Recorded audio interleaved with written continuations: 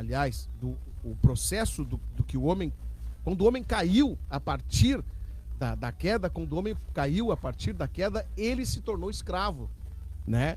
E a gente, quando o homem entende que ele é escravo, Jéder, né?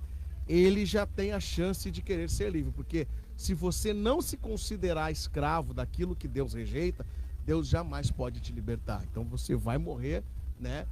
Bicudo, vai ficar brabo ainda quando alguém fala da Coca-Cola, do tabagismo, da maconha, da cocaína, né? Do sexo ilícito, do sexo, né?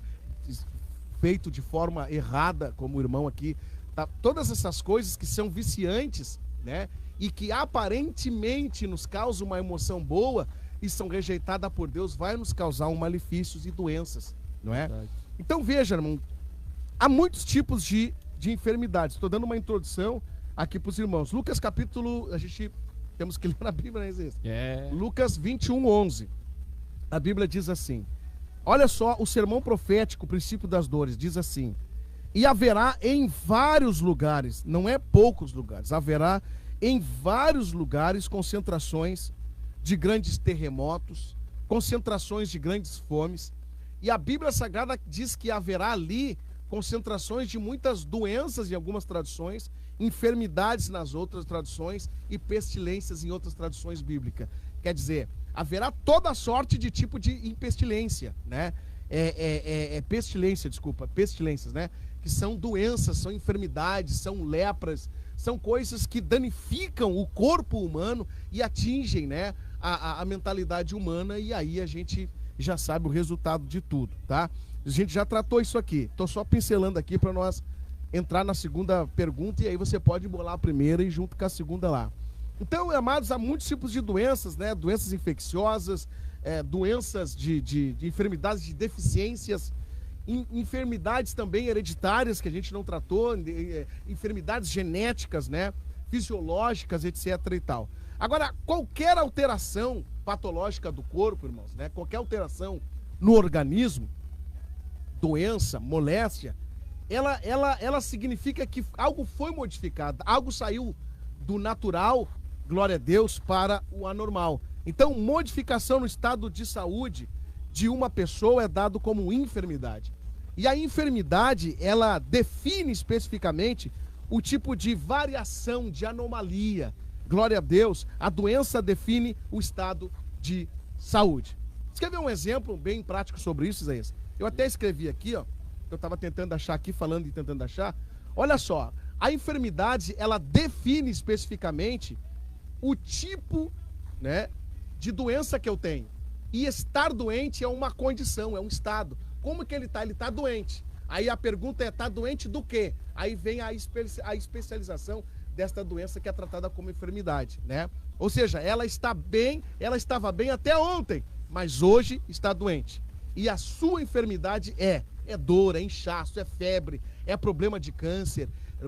Você está entendendo? Então, essa diferença, glória a Deus, nos ajuda a entender o que a gente já estava tratando aqui. Que tudo tem um começo, tudo tem um princípio. E que se nós tivermos domínio próprio e consciência daquilo que nós devemos consumir e que agrada a Deus, no mínimo um equilíbrio, gente, nós já vamos estar fazendo uma grande coisa e vamos estar agradando o Espírito Santo que está em nós. Eu acho que é mais ou menos por aí, né?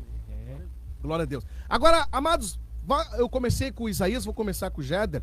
A gente só tem que ser curto nesse bloco aqui para a gente desenvolver bastante. Então os irmãos colocam, glória a Deus, na consciência de que vai voltar para você de novo.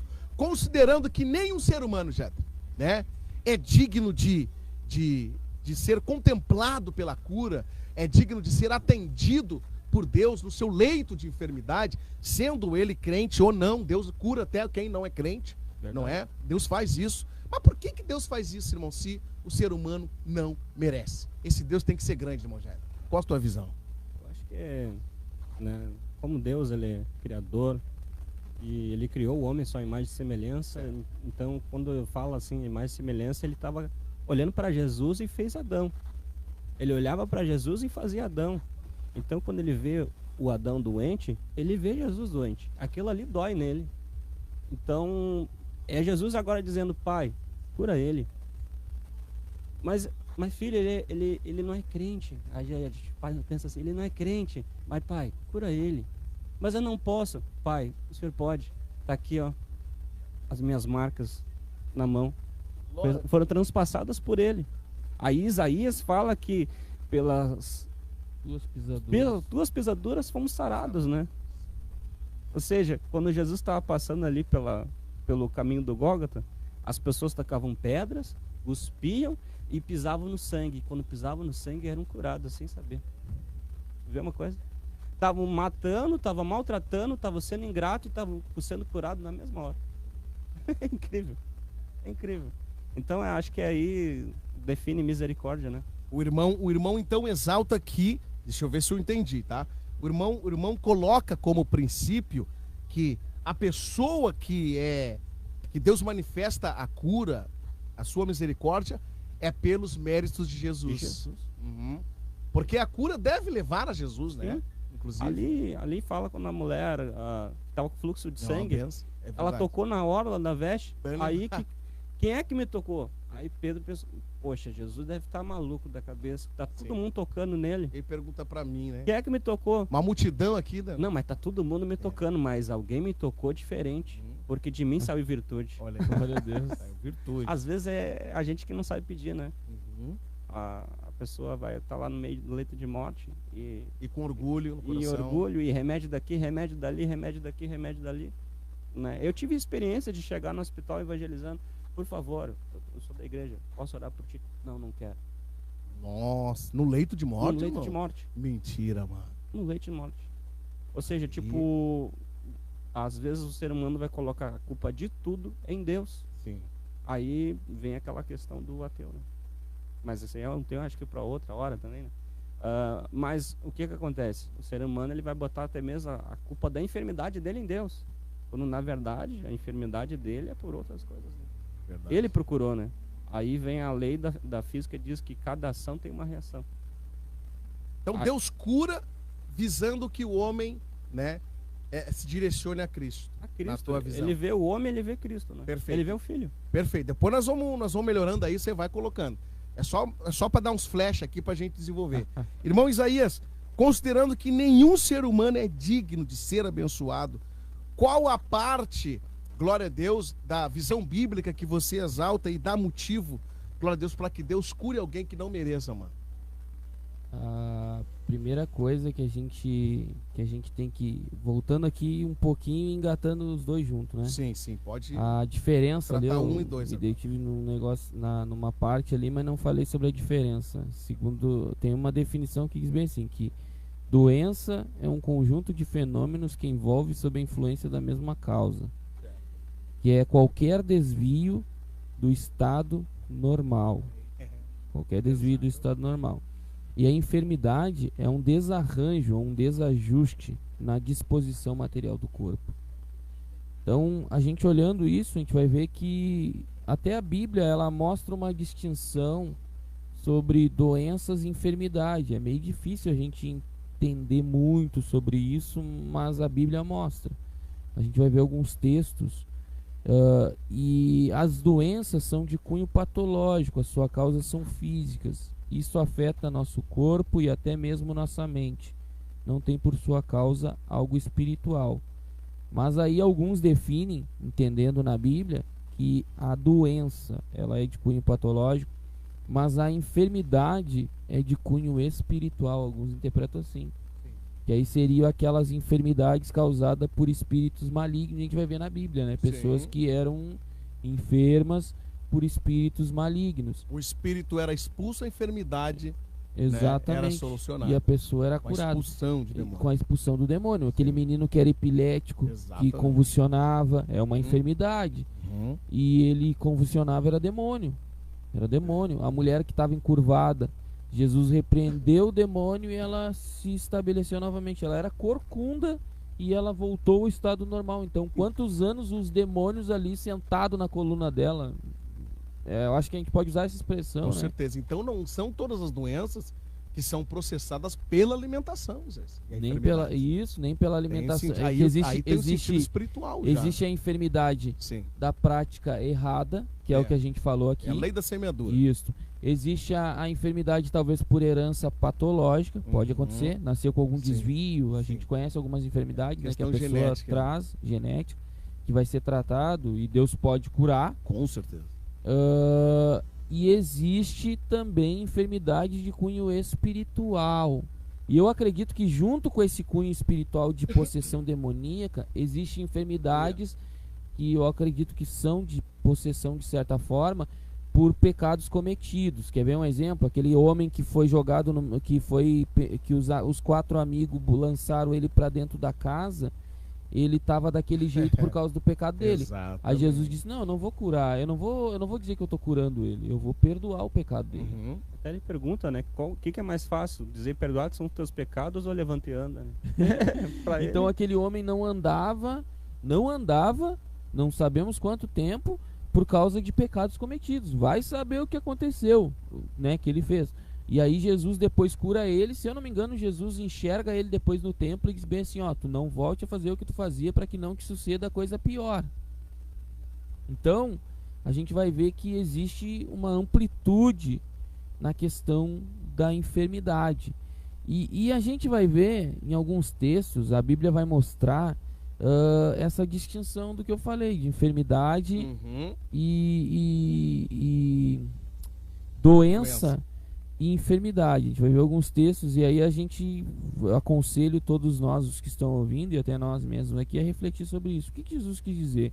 Porque em Mateus 4:23, Jesus percorria toda a Galileia, ensinando nas suas sinagogas, pregando o evangelho do reino, curando todas as doenças e enfermidade. Olha só, curando as doenças e enfermidade entre o povo. Então parece que o texto faz uma distinção. Quem sabe a enfermidade não é a possessão e a doença é a patológica. Então, né, podemos, por inferência, né,